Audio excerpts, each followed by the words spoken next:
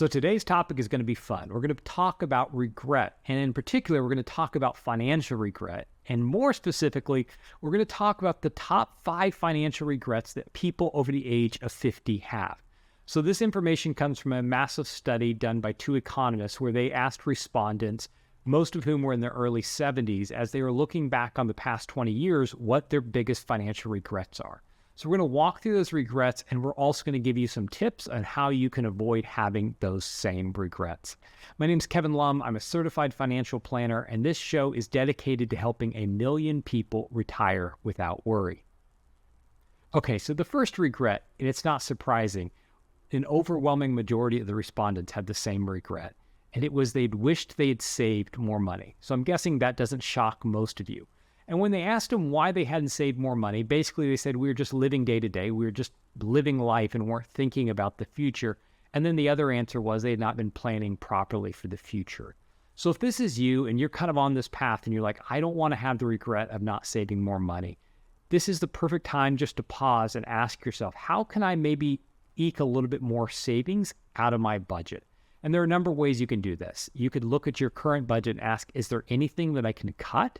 Are there any expenses maybe that I have now that I don't really need? One of the things I tell my clients often is that I'm not concerned about their spending as much as I'm concerned about them spending money on things that they don't really value. And so often when people evaluate their spending, they find out there's reoccurring payments going to Netflix or Hulu or platforms that they never use. And so the first thing you want to do is you want to look at your spending and say, am I spending money on anything that I don't really value? The second thing you can do is you can look at your budget and say, are there any fixed expenses or any expenses that I could renegotiate? Could you renegotiate your cell phone contract or your insurance? Or is there something that I could bring the cost down on? And you'd be surprised on how many of your current expenses could potentially be renegotiated and lowered. And then the final thing you could do to free up some money in your budget is maybe to sell some assets. Maybe you have some things laying around your house that you could sell on eBay. You have a second car that you never drive. Right? I don't know what it is for you. Each person is different.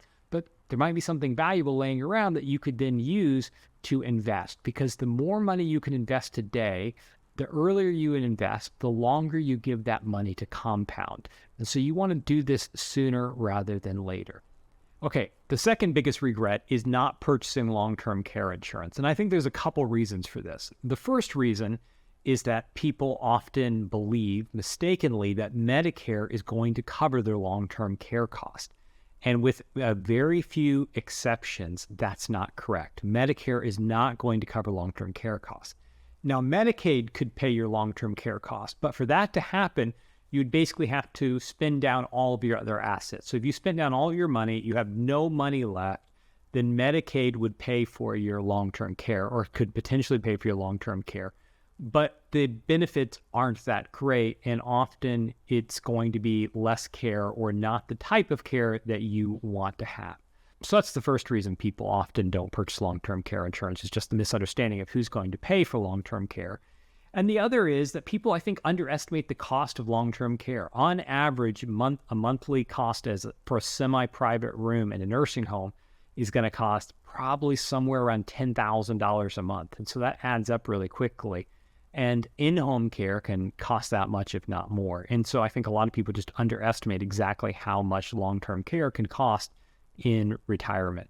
So the second biggest regret is not purchasing long-term care insurance. The third biggest regret, and this is an interesting one, is not working longer. 37% of respondents wish they had worked longer. And I think there's a couple reasons for this. One of the reasons is that people, once they retire, if they don't really have a purpose, they really haven't thought through, like, what am I going to do in retirement, end up going into depression because you retire and you're like, what am I going to do with my time now? And so you need to have kind of a vision, an idea, a plan for what you're going to do in retirement, how you're going to spend your time. In fact, a lot of people find that still having a fairly regimented schedule like they did back in the days when they worked is helpful, like knowing what they're going to do. I'm going to get up at 8 o'clock. I'm going to make my morning coffee. I'm going to go golfing. I'm going to go for a run, a jog, go to the gym, and then I'm going to go volunteer, whatever it might be, right? Having some sort of plan helps with this. But the other reason that people, I think, regret not working longer is that they realize that by retiring too early, they have put more pressure on their future finances. If you remember, the number one regret was not saving enough money. And I think this is related to not working longer.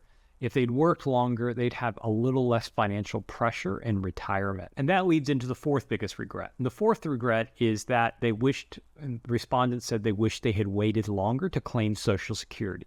And we have another whole video that I'll link to up above, but where I basically go into the differences between taking your Social Security at age 62, age 66, or your full retirement age, which could be 66 or 67, or waiting till age 70. And the further you can push off taking Social Security all the way up until age 70, the more money you're going to earn in each check. And so what people have realized is that if they'd waited a little longer to retire, kept income coming in a bit longer, pushed off receiving Social Security, they'd have way more money coming in from Social Security and retirement and just have less financial pressures, right? That seems to kind of be the theme that's coming up over and over. And what the respondents are saying is that they wish they'd waited a bit longer so they'd have just a bit less pressure when they actually retired. And then the fifth financial regret that respondents mentioned was not investing in an annuity. In fact, this was surprisingly high. 33% of respondents said they wished that they'd invested in an annuity.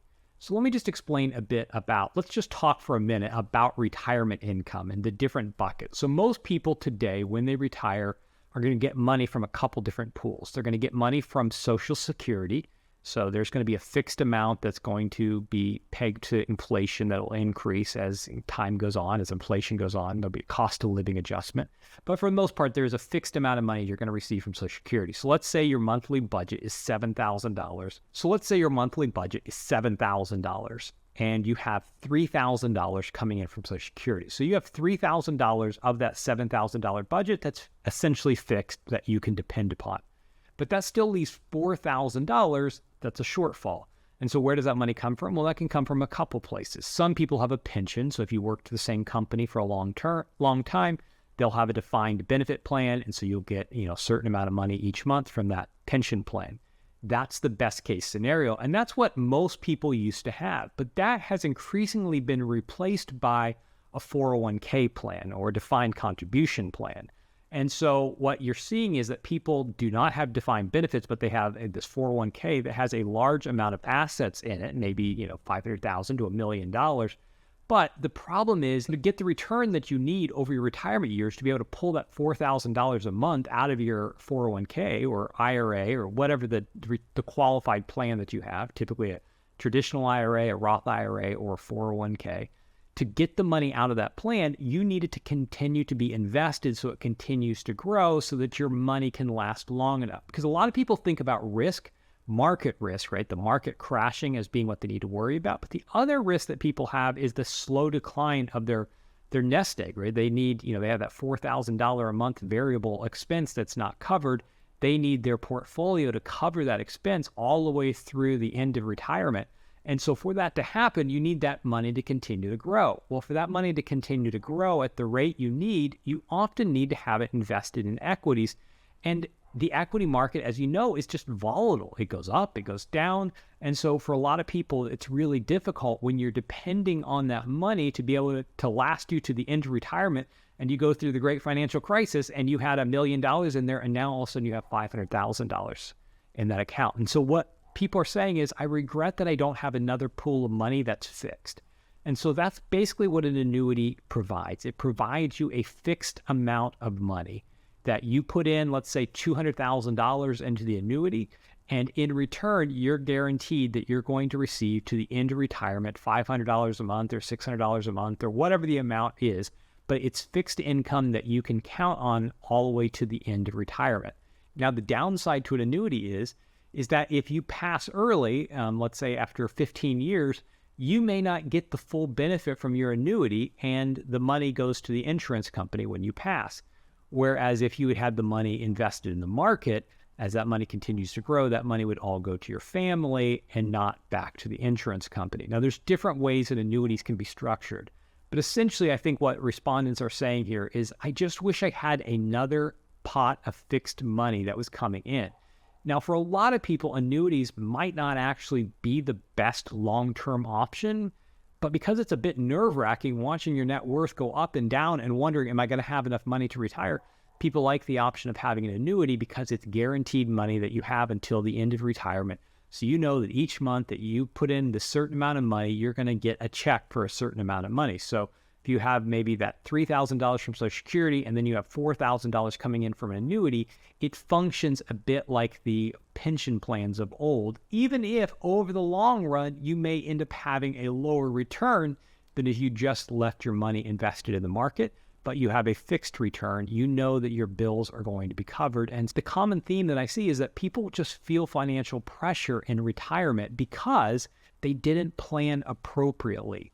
And so you want to take some time before you get to retirement to really kind of plan out how much money am I going to need to retire? And then what are the income streams am I going to have coming in? And how much risk am I willing to withstand? Because the chances of you seeing a 50% drawdown in the equity markets during retirement is not insignificant. Now, we know that if you stay invested in the market over the long run, you're going to be just fine. But it's really hard to be 2 years into retirement and then to see your retirement returns evaporate.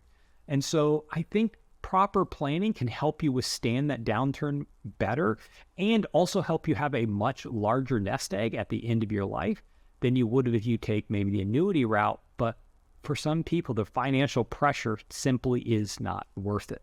So you want to begin planning that well, figuring out what are my expenses going to be, and then how can I save more today so that I have less financial pressure in the future?